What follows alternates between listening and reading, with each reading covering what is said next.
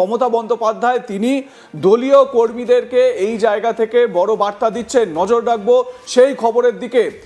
Big message from Mamata Banerjee to her party workers. তিনি কি বলছেন? তিনি বলছেন যে আপনারা যারা এই যে কাউন্টিং এজেন্ট যারা বাড়ি থেকে খাবার নিয়ে যাবেন, হালকা দুপুরের খাবার খাবেন। তারপর বলছেন বাইরে থেকে কোনো খাবার, পান, জর্দা ইত্যাদি না খাওয়ার নির্দেশ দিয়েছেন। এক্সিট পোলকে শেয়ার বাজার প্রভাবিত করার অপচেষ্টা বলে সমালোচনা করেছেন। তিনি সিপিএমের নৃশংসতার অভিযোগ তোলেন, সিএপিএফের নৃশংসতার অভিযোগ তোলেন, মানে সেন্ট্রাল ফোর্সের, এবং 200-র বেশি আসনে জয়ের দাবি করেন। একই সঙ্গে অভিষেক বন্দ্যোপাধ্যায়ও এই ভিডিও কনফারেন্সে উপস্থিত ছিলেন, এই মিটিং করেছেন গুরুত্বপূর্ণ। সেখানে অভিষেক কিন্তু বলেছেন, অভিষেক যেটা একেবারে ভেতরের খবর, যেহেতু ভিডিও কনফারেন্সে হয়েছে এই মিটিং, একেবারে খুব গোপনে এই মিটিং হয়েছে। অভিষেক নাকি তিনি বলেছেন যে 215টা আসন আমরা কনফার্ম পাচ্ছি, এই রকম একটা জায়গার বার্তা দেওয়ার চেষ্টা করেছেন অভিষেক বন্দ্যোপাধ্যায়। এবং তিনি এটাও মানে পার্টি ওয়ার্কারদের মনোবল চাঙ্গা করার চেষ্টা করেছেন, দলীয় ঐক্য বজায় রাখার আহ্বান জানিয়েছেন তিনি। এবং একই সঙ্গে কাউন্টিং এজেন্ট যারা, তাদেরকে বার্তা দেওয়া হয়েছে যে আপনারা সিট ছাড়বেন না, আপনারা কাউন্টিং শেষ না হওয়া পর্যন্ত, সার্টিফিকেট না পাওয়া পর্যন্ত ওই জায়গা ছাড়বেন না। এবং মমতা বন্দ্যোপাধ্যায় তো আগের দিন বলে দিয়েছে, আমি যতক্ষণ প্রেস কনফারেন্স না করব ততক্ষণ পর্যন্ত আপনারা ওই কাউন্টিং সেন্টার ছাড়বেন না। স্বাভাবিকভাবে এটা কিন্তু তৃণমূলের তরফ থেকে একটা বড় স্ট্র্যাটেজি নেওয়া হয়েছে, এবং এই কাউন্টিং সেন্টারেই কিছু একটা ঘটে যেতে পারে বলে আশঙ্কা তৃণমূল কংগ্রেসের তরফ থেকে। কি করা হচ্ছে এই প্রশ্ন উড়িয়ে দেওয়া যাচ্ছে না।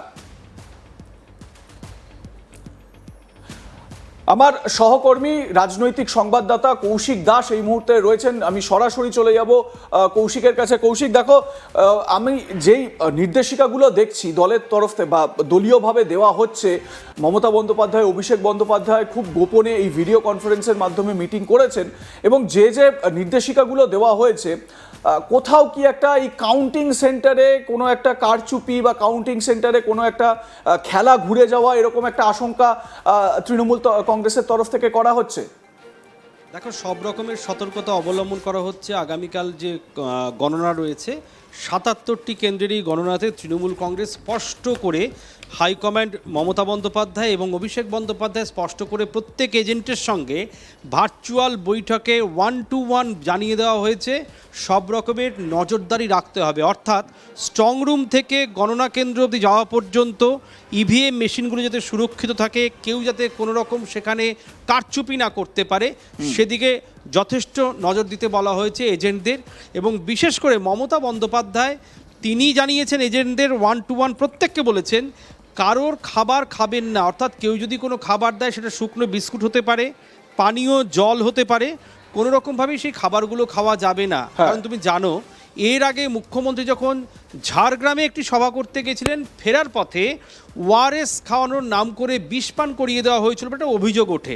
আজ থেকে প্রায় 8-9 মাস আগের এই ঘটনা। ওআরএস মনে করে খাইয়ে দেওয়া হয়েছিল, সেটা দেখা গেছিলো যে গরল বা বিষ। ঠিক সেই জিনিস যাতে আর না ঘটে, সেরকম ঘটনার পুনরাবৃত্তি যাতে না ঘটে, বা কেউ যাতে ইচ্ছাকৃতভাবে অন্তর্ঘাত করতে না পারে, বা অন্য কেউ তৃণমূলের এজেন্টদের ক্ষতি করতে না পারে বা কারচুপি না করতে পারে গণনার সময়, সেই কারণে সদা সতর্ক থাকছে তৃণমূল কংগ্রেস। তারা জানিয়েছে আগামীকাল যতক্ষণ না কাউন্টিং শেষ হচ্ছে, গণনা না শেষ হচ্ছে, ততক্ষণ কড়া নজরদারি রাখতে হবে। এবং ভোর 6টা থেকে যতক্ষণ কাউন্টিং শেষ না হচ্ছে, কাউকে টেবিল ছেড়ে উঠতে না করা হয়েছে। পাশাপাশি বাইরের কোনো খাবার, জর্দা মেশানো পান, কোনো নেশার বস্তু বা শুকনো বিস্কুট, পানীয় জল, ভাত, রুটি, যে কোনো খাবার বলা হচ্ছে বাড়ি থেকে আনতে। মুখ্যমন্ত্রী জানিয়েছেন যে আপনারা বাড়ি থেকে খাবার আনবেন, কারো দেওয়া খাবার খাবেন না। কারণ এখানে মনে করা হচ্ছে যে মুখ্যমন্ত্রীর ধারণা বা অভিষেক বন্দ্যোপাধ্যায়ের ধারণা, কাউকে তৃণমূলের কোনো এজেন্টকে কোনো রকমভাবে যদি অজ্ঞান করে দেওয়া যায় বা কোনো রকমভাবে বেসামাল করে দেওয়া যায় বা অসুস্থ হয়ে পড়েন, তাহলে কেউ এই গণনার সময় কারচুপি করতে পারে। এবং এই পুরো বিষয়টি কিন্তু রাজ্যের বিরোধী দল শুধু নয়, অন্যান্য রাজনৈতিক দলের দিকেও কিন্তু একটা সন্দেহের নজর রয়েছে শাসক দল তৃণমূলের। তারা স্পষ্টই জানাচ্ছে আগামীকাল যখন কাউন্টিং শুরু হবে, কোনো রকম খাবার বাইরের থেকে নেওয়া যাবে না। বাড়ির থেকে খাবার এনে এজেন্টদের খেতে বলার জন্য অনুরোধ করা হয়েছে। সেখানে তুমি জানো যে নেশার বস্তুর কথাও বলা হচ্ছে, অর্থাৎ এক কথায় সদা সতর্ক থাকতে চাইছে তৃণমূল কংগ্রেস। হ্যাঁ। দেখতে চাইছে যাতে আগামীকালের গণনার সময় কোনো রকম অপ্রীতিকর ঘটনা না ঘটে, বা কোনো এজেন্ট যাতে অসুস্থ হয়ে না পড়ে বা বেসামাল না হয়ে যায়, বা হ্যাঁ। কোনো রকমভাবে আচ্ছন্ন না হয়ে পড়ে। অনেকক্ষণ ধরে তো কাউন্টিং চলবে, টেবিল ওয়াইজ কাউন্টিং হবে, বিভিন্ন গণনা কেন্দ্রে একাধিক টেবিল থাকবে, সেখানে ভিভিপ্যাট কাউন্টিং থেকে পোস্টাল ব্যালট থেকে শুরু করে সাধারণ যে নির্বাচনের পদ্ধতি সেখানকার কাউন্টিংগুলো হবে। এই কাউন্টিং পদ্ধতি প্রায় 8 ঘন্টা 9 ঘন্টা ধরে চলতে পারে। যেখানে যেখানে হ্যাঁ, কাউন্টিংয়ের কোনো রকম সমস্যা হবে সেখানে দীর্ঘক্ষণ হতে পারে।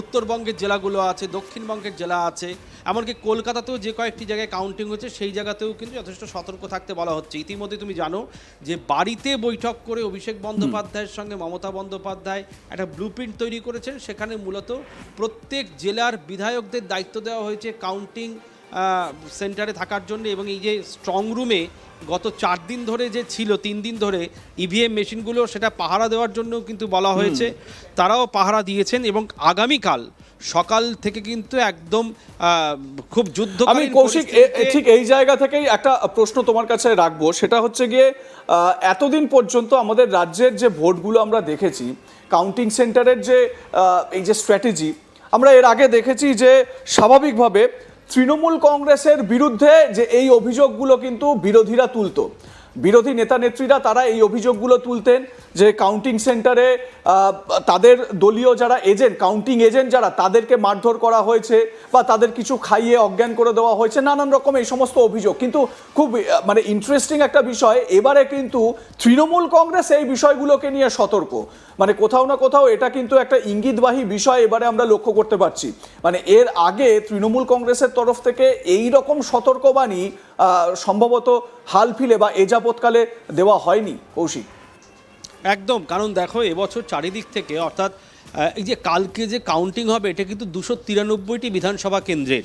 তুমি জানো যে ফলতা নির্বাচনটা নিয়ে এই যে যিনি এসছিলেন অজয় পাল শর্মা, তিনিও যথার্থভাবে কিন্তু নির্বাচন কমিশনের ব্যাখ্যা অনুযায়ী যে কাজ করেছেন সেটা যে সাকসেসফুল হয়নি বা সফলতা পায়নি সেটা আমরা ইতিমধ্যে জেনে গেছি, যে আবার কিন্তু এই ফলতাতে নির্বাচন হচ্ছে। অর্থাৎ আগামীকাল এই একটি বিধানসভা কেন্দ্রকে পুরো উজ্জ্ব রাখছে, কারণ খুব গুরুত্বপূর্ণ এই বিধানসভা কেন্দ্রটি অভিষেক বন্দ্যোপাধ্যায়ের ডায়মন্ড হারবার লোকসভার অন্যতম গুরুত্বপূর্ণ বিধানসভা, যা প্রথম দিন থেকেই খবরের শিরোনামে।